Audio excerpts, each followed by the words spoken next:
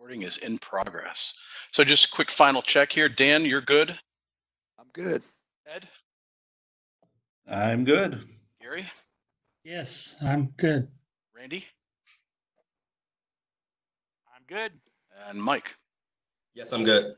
All right, very good. I'll go ahead and get us started here then.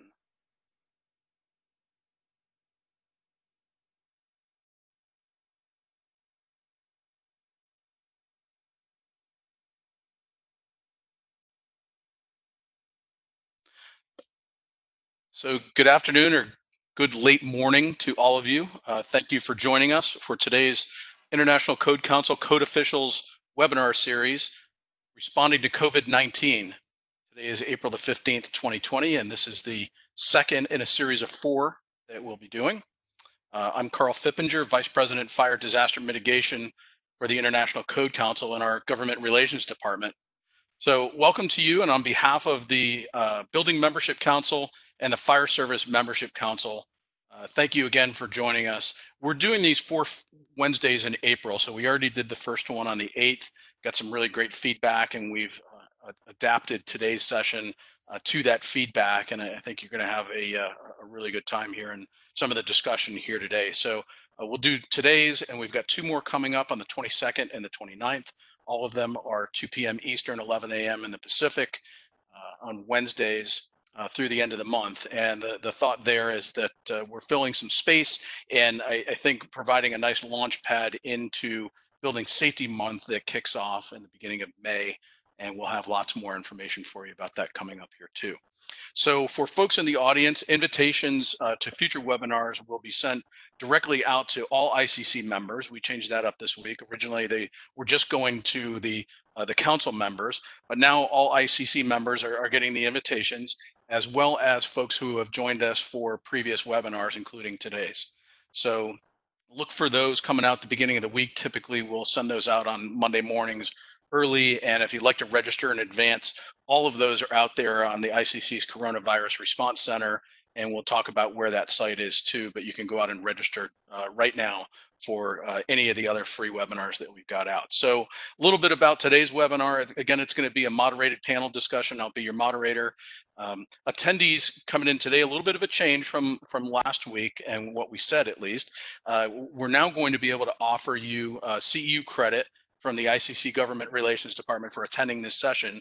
All folks who attended last week's session, we awarded those retroactively, and I emailed out a link to how you'll get your certificate, and you can self-print that. So again, expect that if you're an attendee today, you'll receive an email following the webinar in the next day or so, and it'll be an explanatory email to let you know how you can go to our preferred provider site and download your certificate of attendance and get your CEU credit from ICC and our Government Relations Department. Your questions today are welcome, as always. Send your questions in the chat box. You'll see that in the Q&A window. I've turned off the chat feature for today so we don't have too much information flying around. If you've got information to pass to me or any of the panelists, ask your questions in there, and we'll be glad to answer them as we go through the session. We're going to use your questions and your feedback to help shape the discussion today, of course, but also for our future webinars. In fact, we do a little get together about an hour and a half, 2 hours after this session, and we debrief, see how things went, and we start to plan for next week. So get your questions in, get your feedback in, and we'll incorporate all of that here as we plan the remaining 2. Today's webinar, as I mentioned at the top of the episode here, is being recorded. We're going to post it in the ICC Coronavirus Response Center. I'll give you the address again as a reminder at the end of today's session, for just so folks know that usually the WebEx sessions have been posting within 24 hours, kind of in normal circumstances. With the enhanced use of WebEx and other online conferencing, we've experienced delays up to 72 to 96 hours in getting that out. So if you don't see it posted immediately, just keep revisiting the site. You're welcome to share that information. And if you need anything, my contact information, and Bill Nash, one of my colleagues from Government Relations, who's the staff liaison to Building Membership Council, will be able to get right back to you and help you with whatever information you'll need. So today's agenda, I'll introduce the panelists again as we did last week. We're going to increase the discussion today in more of an open format and incorporate your Q&A as we go along. So we're going to have some really good discussion today on temporary healthcare facilities, building and firefighter safety. We'll talk a little bit on revenue and budgets and what's happening with that, the effects on housing and housing stock. And if we have time, we'll maybe get to, talk a little bit about healthcare facilities and specific quarantine sections of those healthcare facilities. But we're going to do kind of a topic at a time, take your questions, get those answers back to you, and then kind of move on, and we'll enhance our ability to use the time wisely here. I'll give a Code Council update at the end of the webinar and some closing comments and wrap up, and that'll be it for our hour today. So without any further ado, what I'd like to do is go ahead and introduce our panelists. So again, joining us, Dan Dockery. He's the chair of the ICC Building Membership Council and also the chief building official in Winston-Salem, Forsyth County in North Carolina. Gary West is the chair of the ICC Fire Service Membership Council. He's director of field operations for the National Fire Sprinkler Association and is based out of Nashville, Tennessee, and also comes to us as the former state fire marshal in Tennessee as well. Ed Lazinski is the vice chair of the Building Membership Council. He's director of building inspection and neighborhood services in the city of West Allis, Wisconsin. And Randy Metz is the vice chair of the Fire Service Membership Council. He's battalion chief and fire marshal for the Carlsbad Fire Department in the city of Carlsbad, California.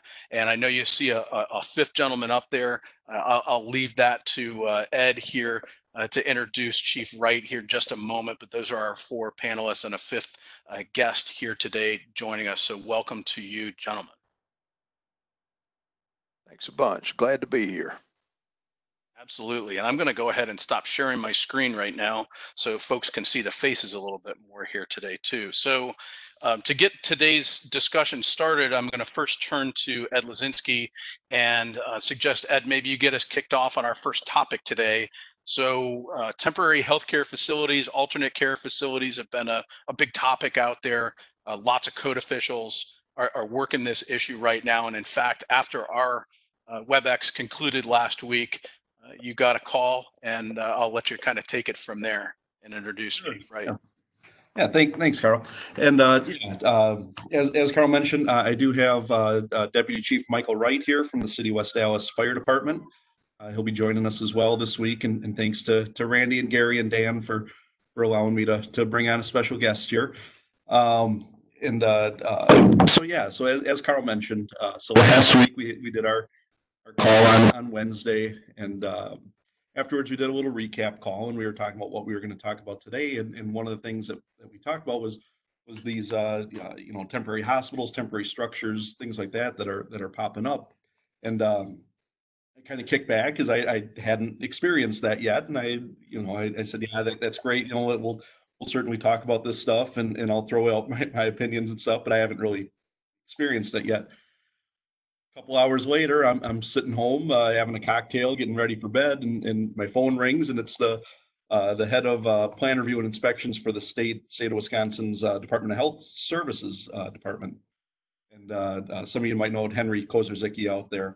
So Henry calls me up and says, "Hey, do you know about the new hospital going in at State Fair, which is located in the city of West Allis?" So I said, "No, I had heard some rumors that they might do something there, but."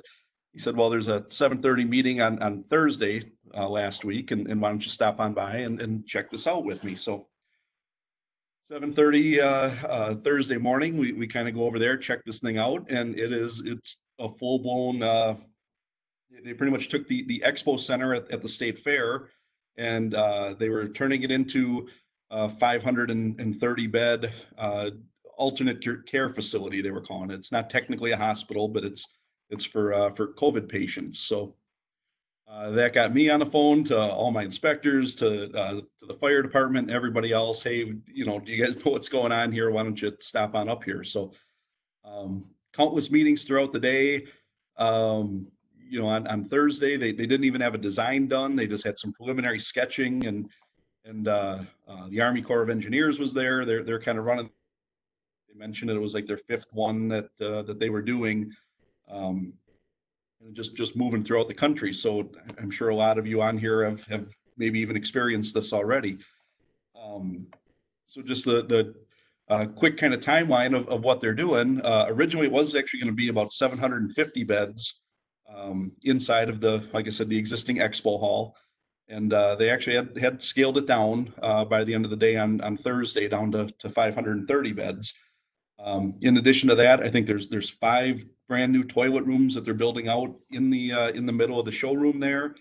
I think 5 different nurses stations, a couple storage rooms, patient showers, staff showers, a ambulance bay, a whole bunch of generators, whole bunch of med gas, all sorts of cool stuff coming in on the outside. By the end of the day on Thursday, they pretty much had the design down, and I got emailed that kind of late Thursday night. By Friday morning, they started putting a hammer to wood, I guess, and started building that thing. So when I went in there at 7:30 on Friday morning, they just started mobilizing some of the crews. They're running about somewhere between 85 to 110 construction workers at all times there. And that's 24/7 through the night. They have 2 12-hour shifts going. I was there Saturday. I was there Sunday as well. Easter Sunday, I got to wake up to head over there for a few hours and kind of keep an eye on what they were doing. By 7:30 on Sunday when I walked in there, so 48 hours after the very first construction worker walked on site, they pretty much had all the framing done with this thing already. As of today, we're running some generator tests, some emergency lighting tests, things like that, and we'll get into that in just a second here. But bottom line here, by Saturday at midnight, the construction crews are pulled off and done. So that's 8 days, I think, to build this whole thing out. And then they've got Sunday and Monday for staff training, and by Tuesday they're going to be available to start seeing patients. So pretty much in less than 2 weeks from me getting a phone call, there's going to be patients about a half a mile from my office here. So Would it be okay to share the photo that you shared with us earlier in the week? do you have that one?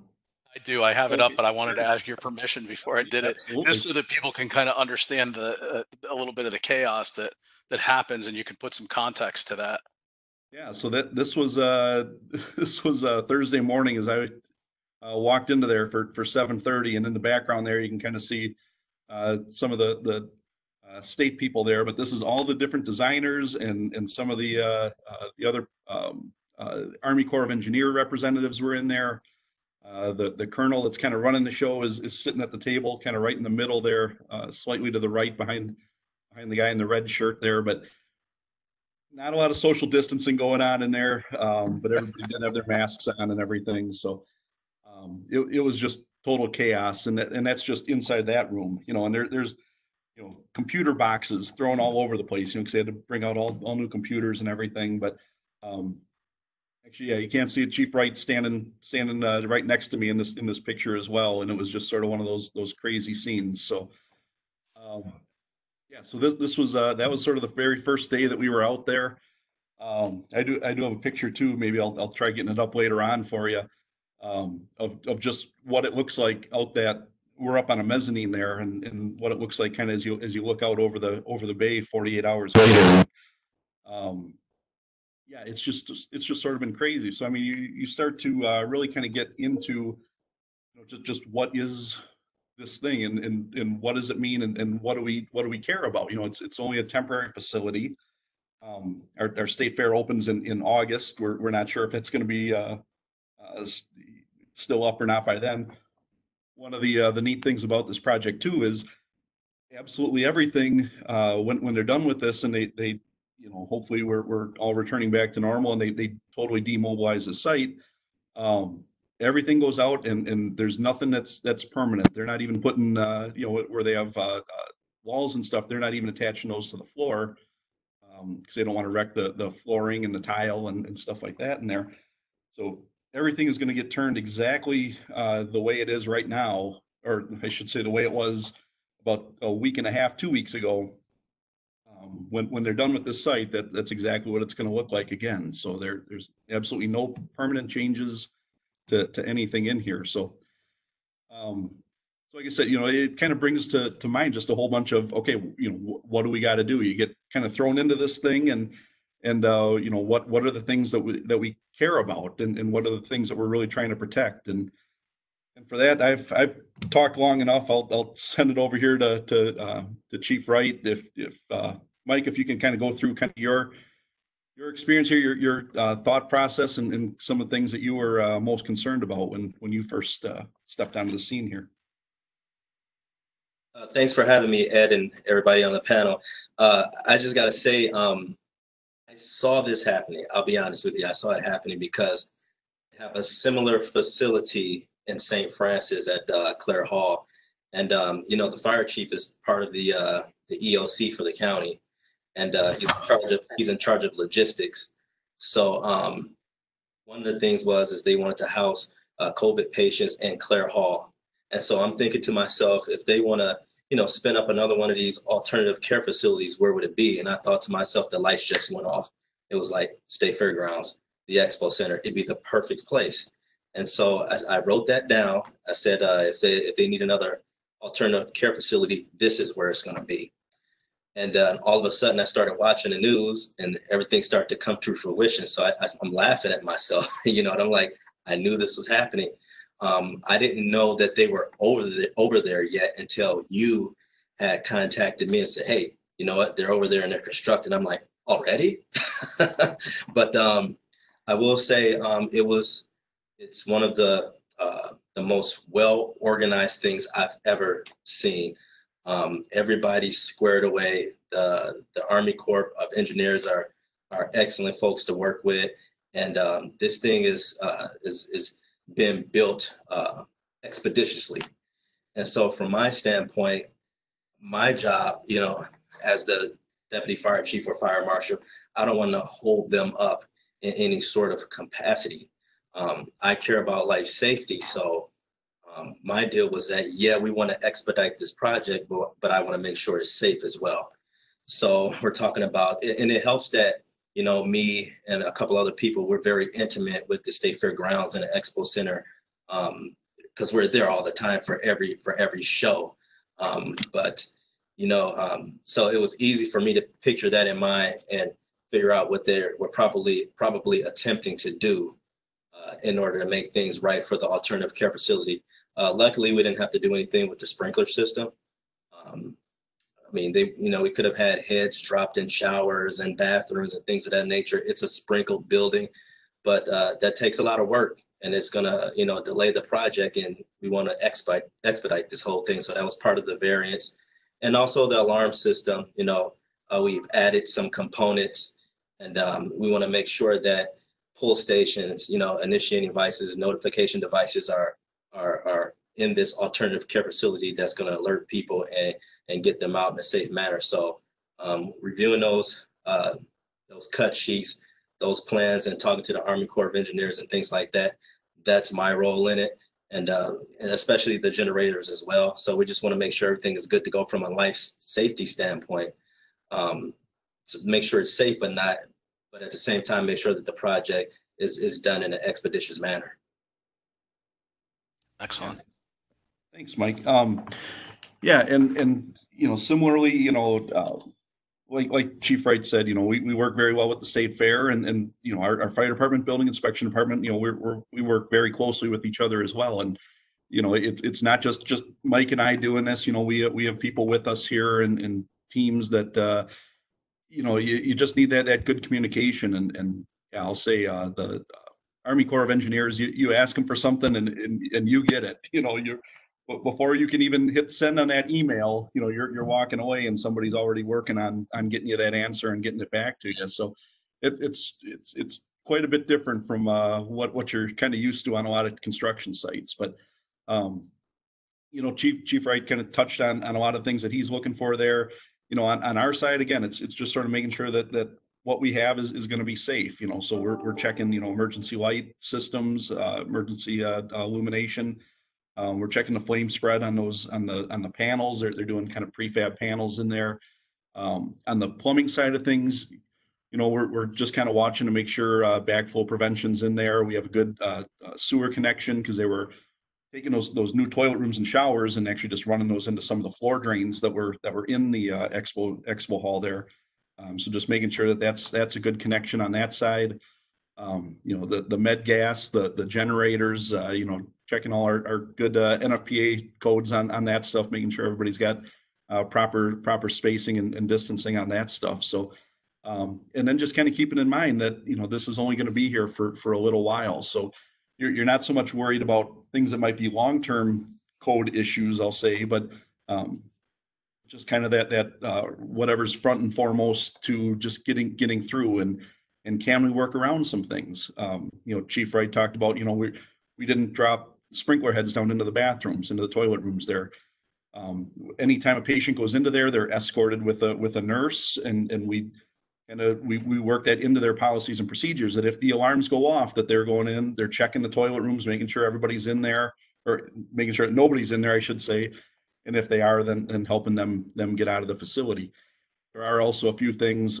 They have a list of types of patients that have a little bit more special needs that wouldn't be admitted into this facility. They would go to a regular hospital, I guess we'll say.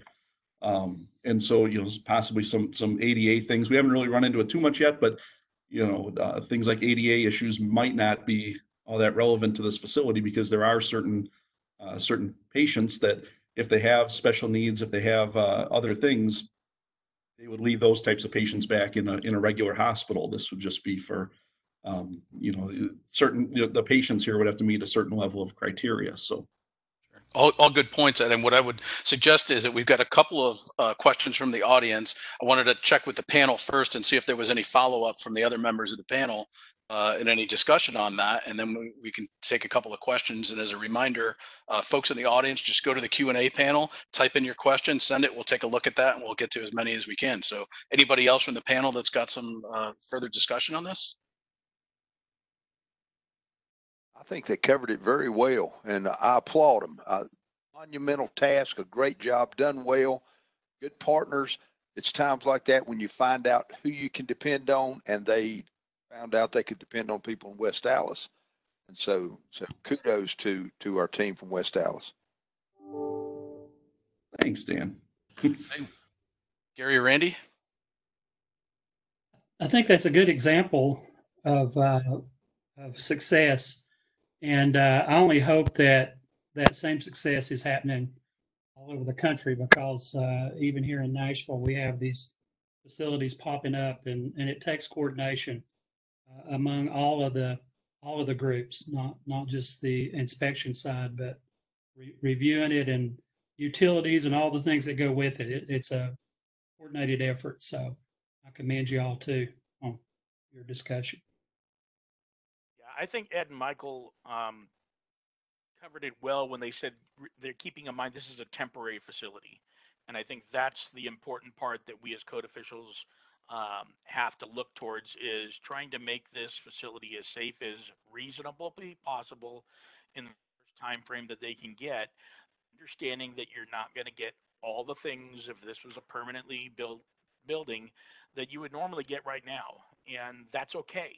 And you as the code official need to weigh what those risks are and what's acceptable and what's not, and try not to be the obstacle in the process. Sure. Well, so with that, there are a couple of good questions in the audience, and I'm going to try something a little different today. So we got a question from Rich Anderson. Rich, I see you're out there and connected. I'm going to go ahead and unmute your line, and maybe just introduce yourself and give folks an idea where you're from, and ask your question. It's a good one. Rich, go ahead. All right. Can everybody hear me? Yep. All right. Well, Rich Anderson, I'm the chief building official for the city of Fort Collins, Colorado. Just like everybody else, we're working with our community to get through this. Love to hear those success stories of the hospital. We've done some smaller scale stuff here with homelessness, and opened up some of our community centers for homelessness shelters. And recently we've opened up a couple of facilities that we're leasing, and through some emergency actions from my city manager, we've rezoned those temporarily to allow for isolation for COVID-19 homeless people. But my question was in regards to PPE and construction crews, and what are we seeing out there? My staff has some concerns. We're trying to dump buildings for new constructions and only having maybe one person follow us. We are doing remote video inspections and a few other things, but has anybody developed guidelines for construction crews when we're on site, or any requirements for your inspectors going in those new construction buildings? Good question. Thanks, Rich. I can speak to that a little bit. Go ahead. Chief, go ahead. Yeah, so let's speak from the alternative care facility aspect. The construction company over there is Gilbane, which they've done an awesome job with doing the construction. Part of the PPE requirements at the State Fair Park, Wisconsin State Fair Park Expo Center, is that you have to have, number one, a hard hat. You have to have your eye protection. And now you have to have some sort of mask, whether that's a surgical mask, whether that's a N95, or whether that's some sort of mask to cover your face due to the COVID-19. Along with that, you have to be visible, obviously, so you're required to have a vest, and you're also required to have steel-toe footwear. So that's how they're being protected on the construction site. Following that same aspect, for me, outside of the State Fair Park, when we deal with construction in the city, it's also the same thing. And I'm sure Ed could attest to that. So the main thing is we want to protect ourselves, especially during a COVID-19 pandemic. So you have to have that mask has become a crucial part of our PPE. Yeah, and one of the other kind of interesting things that they're doing up here at this facility at State Fair, every single person that comes in, they actually have EMTs set up at both entrances, and every single person that comes in, they have to have their temperature taken. They have the little scans. They shoot a laser into your forehead, however that works. I don't know. I'm not a medical guy, but probably killing off some brain cells. But they actually take your temperature every day when you come in. They said if anybody at any time shows up there and they have a fever, they actually record a fever, they are not permitted back on that job site for the rest of this project, because they have such a tight timeline and they just cannot afford to get everybody sick. And then you walk in and actually I've got mine here. You get a little sticker of the day. So I've got my green one that shows I was up there today. And that's how you know. So if you see anybody walking around without that sticker of the day, whatever color it is, they're supposed to go report back and get their temperature taken again and get a new sticker if it falls off or something. So, but yeah, on other job sites though, we've been trying to clear out the construction sites as best we can, and just having my crews walk around with one person, and maintaining that 6 foot distance and everything as best you can. Obviously, you can't always do that, but again, like Chief Wright said, keeping that mask on and practicing good social distancing, I think is key right now. We've got another one from Mary Ludeman. Mary, I'm going to go ahead and unmute you if you'd like to go ahead and introduce yourself and ask your question. Are you there? Hi. Hi there. Gotcha. Go ahead.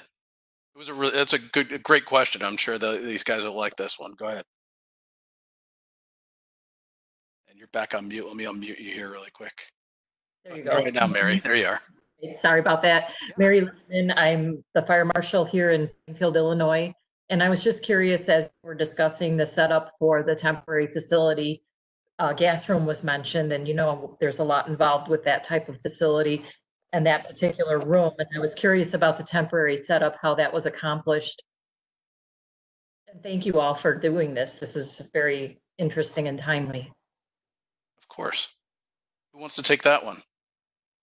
I didn't catch what type of room. Gas room. The question was, how was the temporary gas room set up? Yeah. Got it.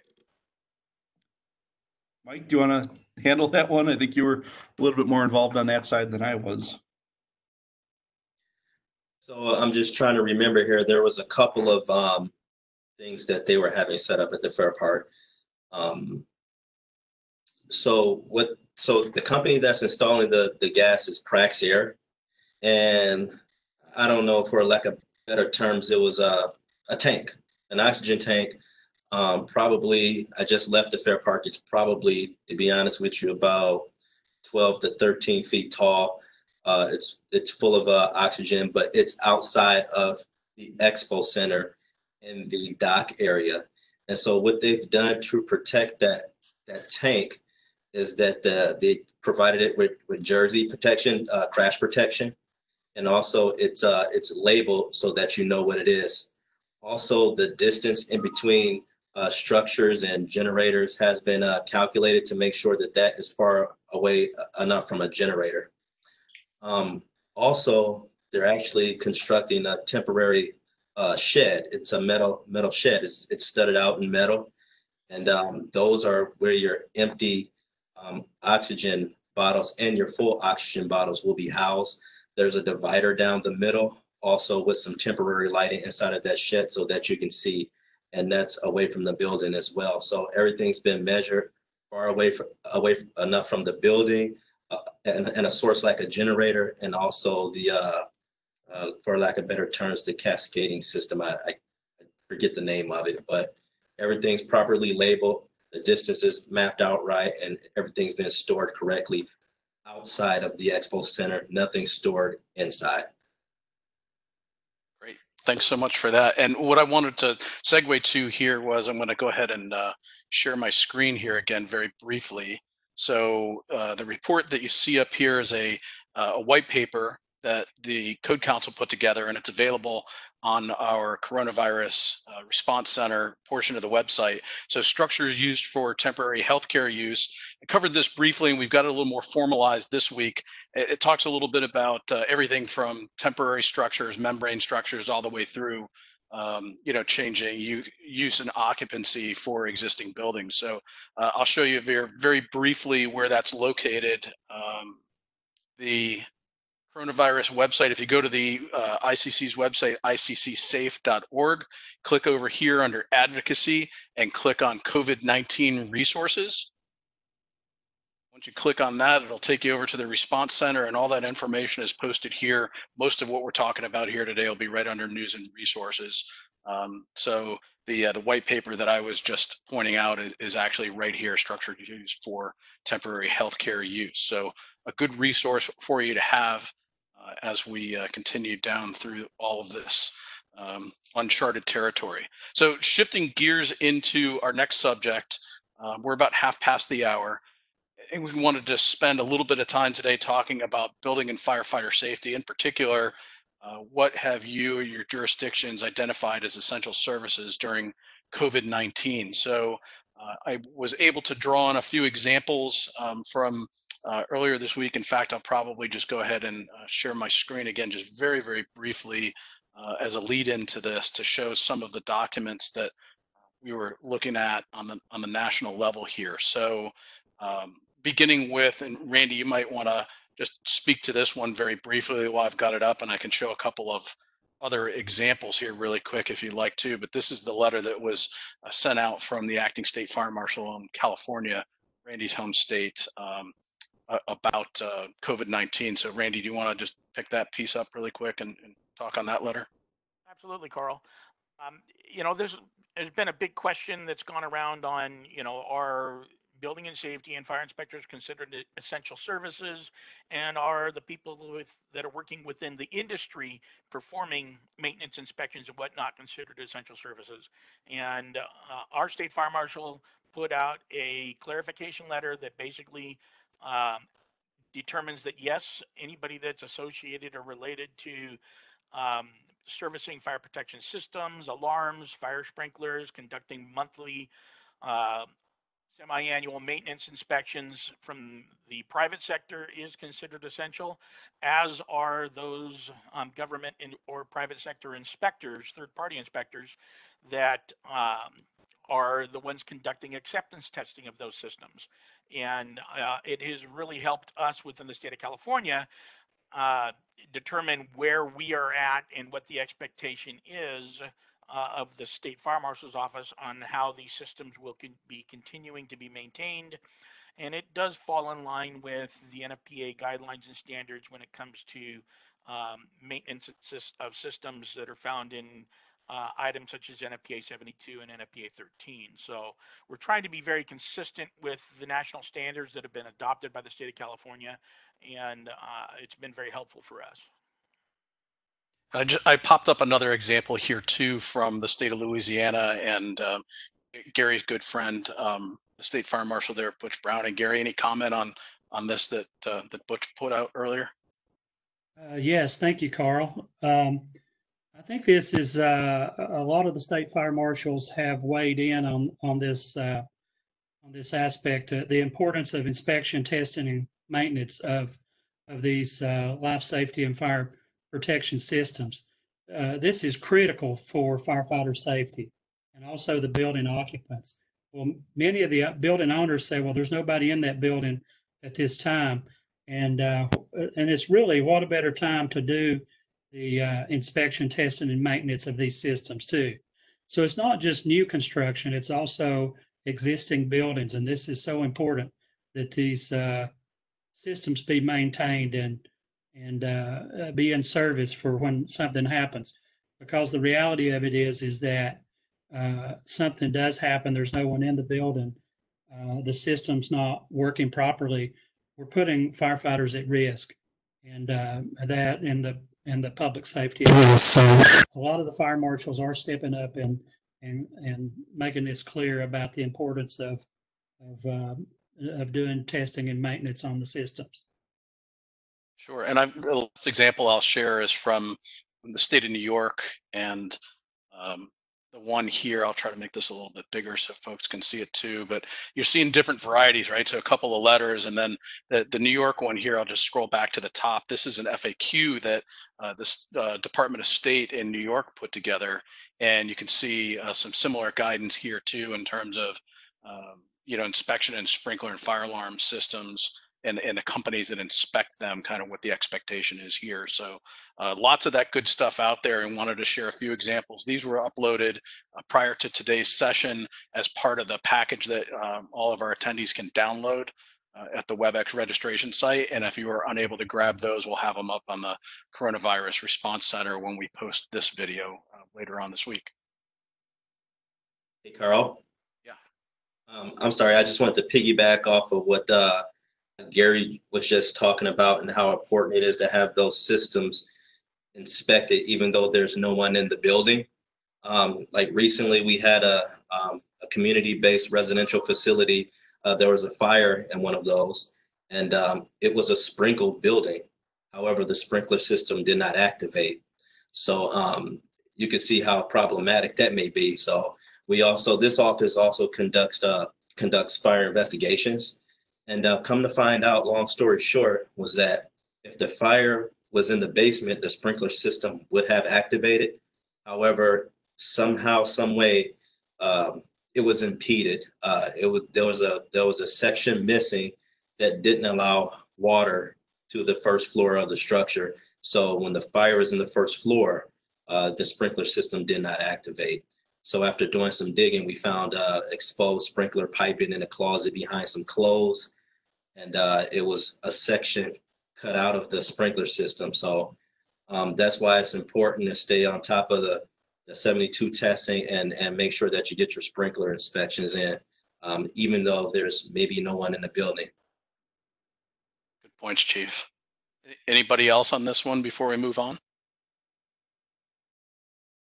Okay, so the next topic that we've got here, Randy, I think I'll take it back to you again as well, is the effects on revenue and budgets brought about by the COVID-19 outbreak. And, I think, I heard a lot from you all reinforcing that we try to look at this piece objectively, and we know that it's out there, but a lot of it is going to be based on factors that are kind of out of our control, so to speak, and maybe pretty political in nature too, that we wouldn't want to get into. But in terms of revenue and budgets, and that potential loss of tax dollars, we'll talk a little bit maybe about the planning aspects for that, and maybe what each of you are doing with that kind of happening over the horizon. I mean, if you're on a fiscal year budget, you're having to have your July 1 budget done between now and into May, and I'm sure folks are doing budget drills. So how are we planning for that?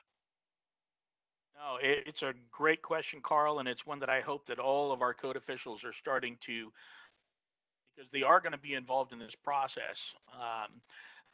As most of the people prior to COVID-19, they may have already submitted draft budgets earlier in the year, and then this hits, and now we're circling back, and they're being asked to reevaluate and potentially supplemental amounts that you were going to request this year may have already been denied.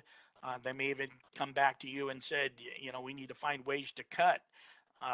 Some cities that are heavily invested in the tourism factor. I work for a beach city with a lot of high dollar resorts in my city and hit pretty hard. And those cities that get a lot of their budget revenue from TOT taxes for transient occupancy are going to see a hit in the very near future.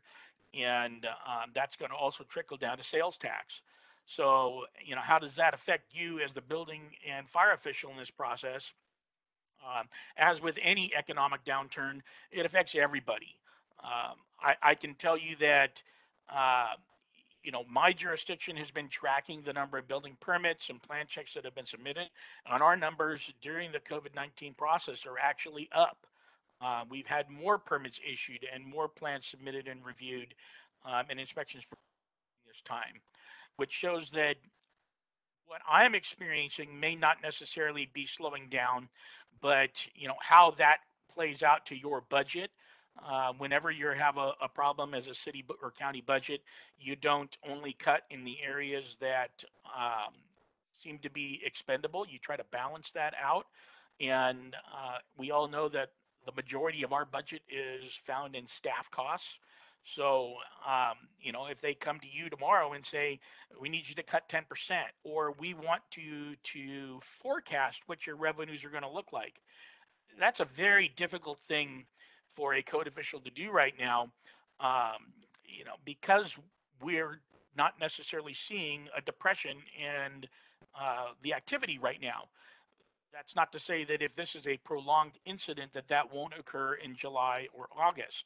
So you're going to have to find a way to take a stab at creating your own model. There's no perfect one size fits all in evaluating what that looks like. But at the same time, you don't want to send a message out to your staff that you're going to end up laying off 20% of your workforce, because you just don't know at this time. So it's important that you frame the message in such a way that staff need to be amenable to change without running and selling off everything they own. There's been a lot of questions that have come forward on monies available through the CARES Act to local government. And I think that it's very important that everybody understand what the CARES Act is. It is a very complex piece of a funding document with a lot of different moving pieces in there. And the majority of what is in that document was dedicated to pay for the response to COVID-19. And I was on a webinar this morning for public government that they were fielding questions on the CARES Act. And I put forward a specific question that talked about, could we tap into CARES Act dollars for the purchase of software for virtual inspections or for electronic plan check? And some of the issues that we're experiencing right now that we may not have been prepared for, could that be brought into the CARES Act?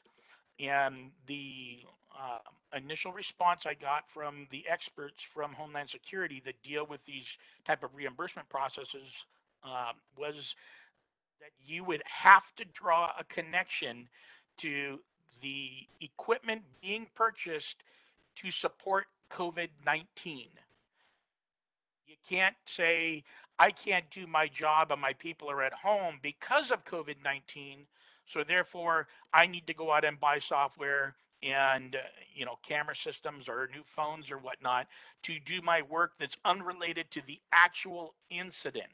And that's where um, you know the initial response from how you get FEMA reimbursement is going to be very gray in how your local jurisdiction chooses to try to process requests for funding, because the majority of this funding is to cover the expenses you have incurred due to COVID-19, to reimburse local and state and county governments for their response to this, the same way it would if it was an earthquake or a wildland fire, any type of declaration of an local emergency that's been approved. This is the process we go to on itemizing and tracking money spent directly tied to supporting the incident. So, that's where we may have a problem, or your request may get rejected if you say, I need a whole new software system to do electronic plan check because of COVID 19. It's not really, you may need it because of a COVID 19 type incident, but that process is not directly supporting COVID 19. So, you may have to get very creative in how you work with your local emergency manager or your city manager and your finance department on how you would like to request a piece of that stimulus money. Um, and I haven't found an easy answer to say absolutely, fire and building departments can get monies for technology to go out and do things that we're finding challenging.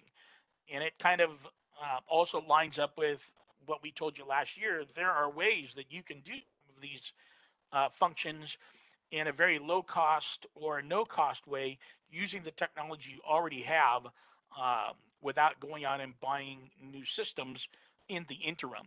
This may be something you're going to need to look for and budget if you want a legitimate system to conduct electronic plan check. The COVID-19 incident may be the trigger on why your city elected officials and your city manager and your budget officer sees that it's an important thing for the continuity of services within your city. Um, but saying that the COVID-19 money for care or through the CARES Act is going to fund these items may be a little difficult for you. The current process of seeking reimbursement. Yeah, very good. And other reactions around the table. I see some body language, or it looks like folks want to respond here too. Gary, did you have something there too? I'm just going to say that he hit the nail on the head there, because in Tennessee we have areas just like the coast that depend totally upon tourism, and the hard hit parts of that now are going to carry on forward after this is over with, and trying to recoup that local tax money and stuff. So it's going to be a challenge, I know. Dan, any response from you?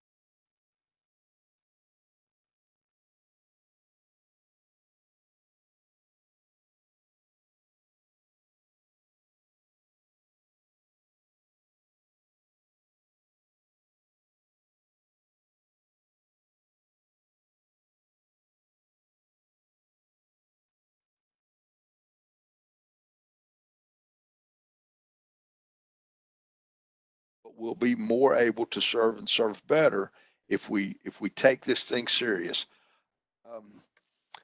We mentioned earlier, you know, I hear so many people say, oh, I just can't wait till things get back to normal. I got news for you. When it comes back, it's going to be a brand new normal. And so we've got to prepare for it.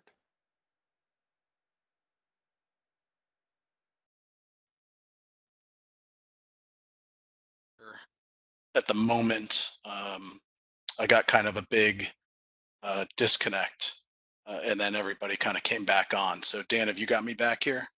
I've got you. All right, Ed. I hear you, but I missed most of what Dan was saying.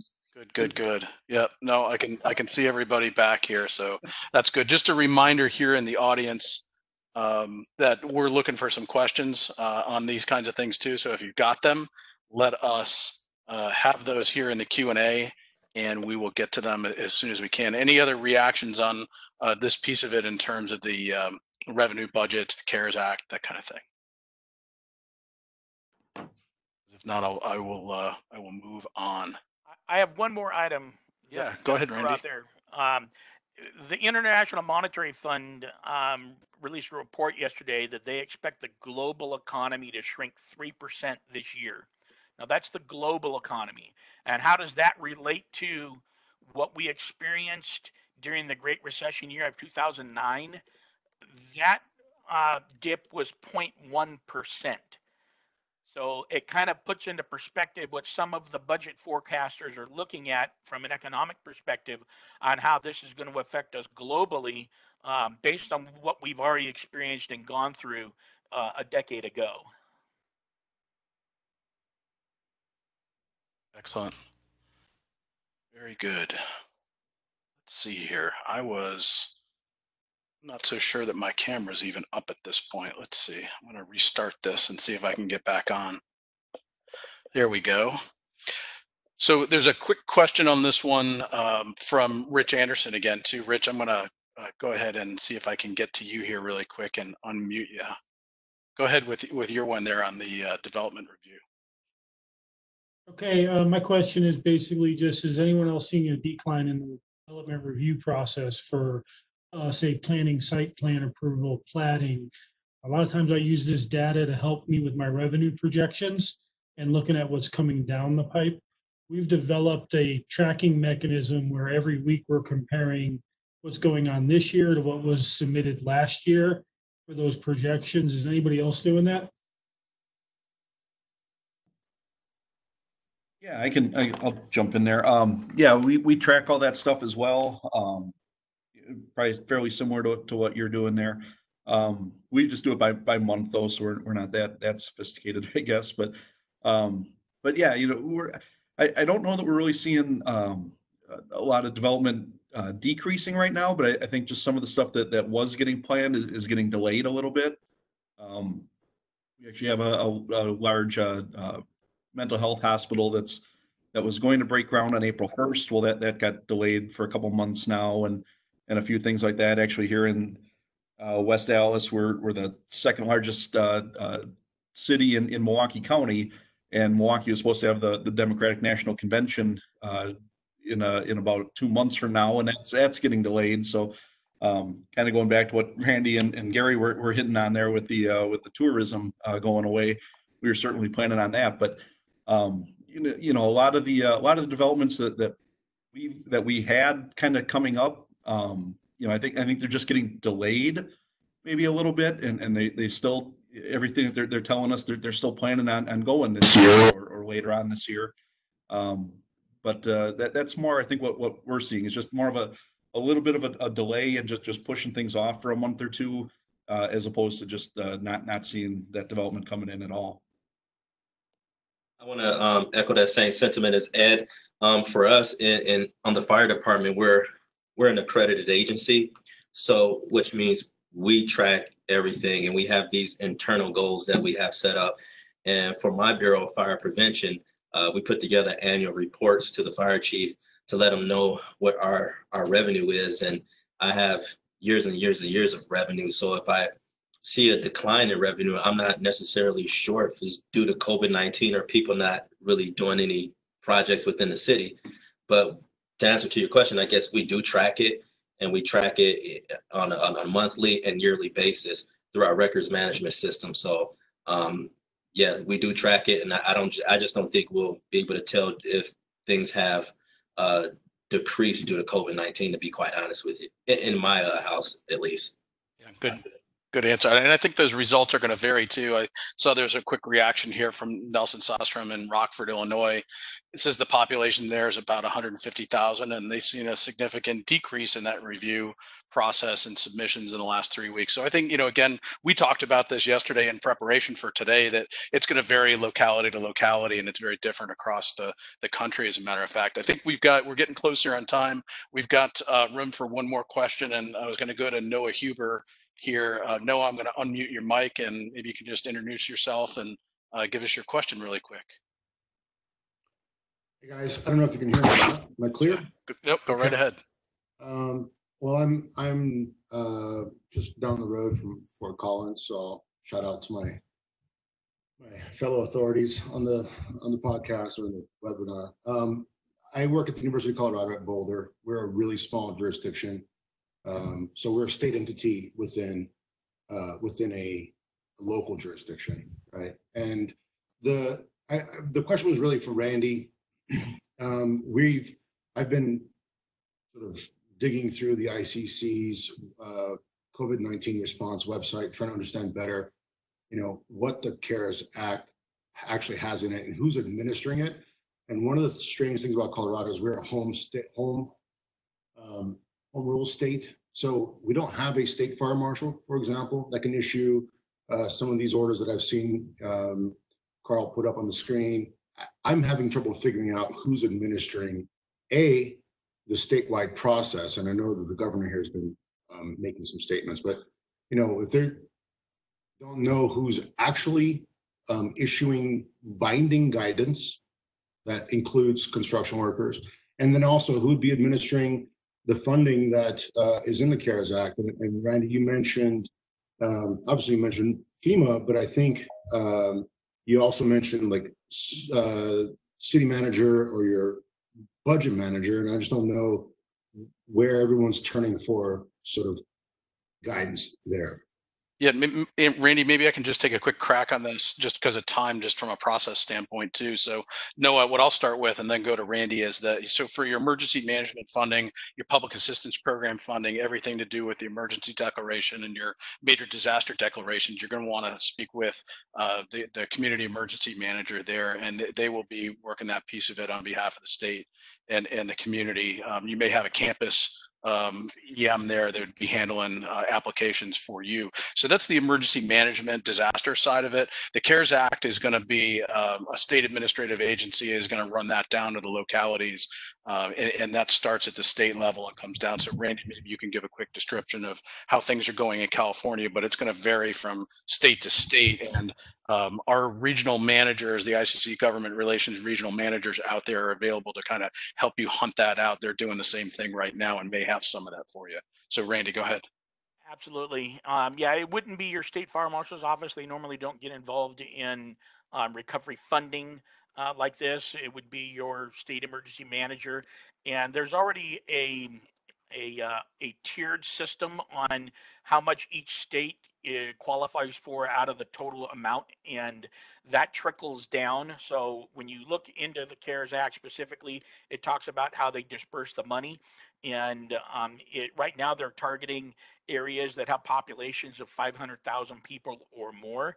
That could be from a city or a region. So if your county has 500,000 people in it, then the county would get funding, and then that funding would be dispersed by the county to the cities within that area there. And like for me in San Diego County, I've got the city of San Diego that qualifies, as well as the county of San Diego. And I don't get any money directly. It comes to the state. The state pushes it down to the county seat. It may be through your county emergency management process, your UASI funds. However, like I said, the act itself is very complex, and all the different moving pieces and where you would go for funding for this and how much has been allocated, there's separate allocation for tribal entities. There's separate allocation for private business.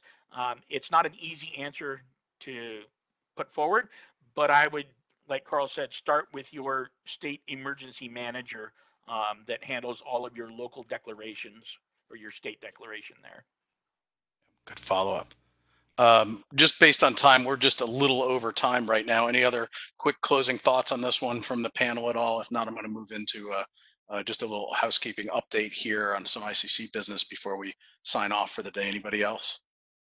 Okay, great. Well, thank you so much to our panelists, and I'm going to go ahead and share my screen for the final time here today.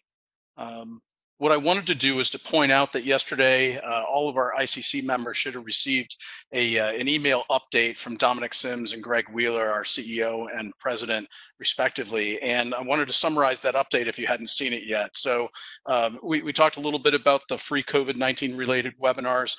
You're seeing one today, but I'm also going to cover several others that are coming up, including the 2 that we have remaining in this series.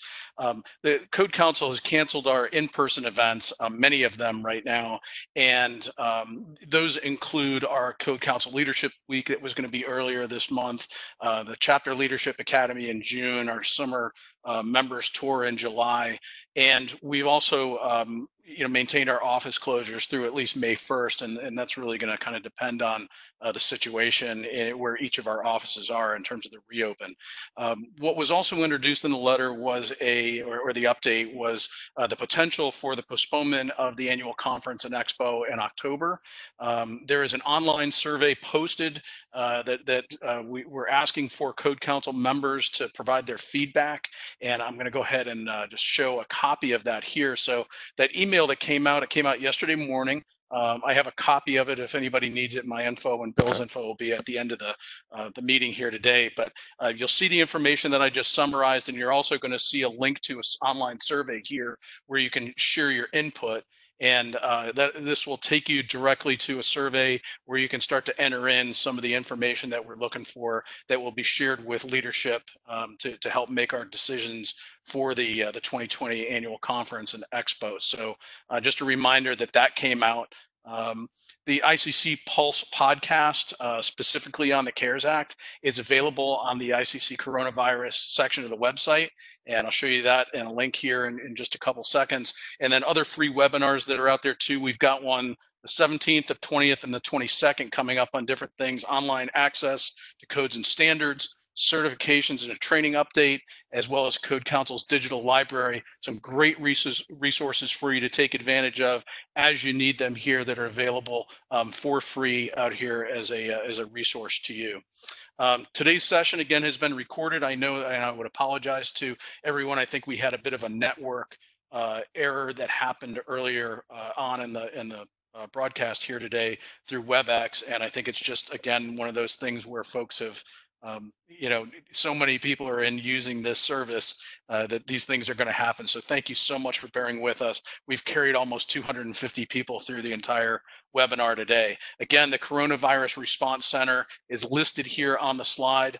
And our next roundtable will be Wednesday, the 22nd, a week from today, 2 o'clock Eastern, again, 11 a.m. Pacific. I'll leave this slide up as we go. My information is here, as well as Bill Nash.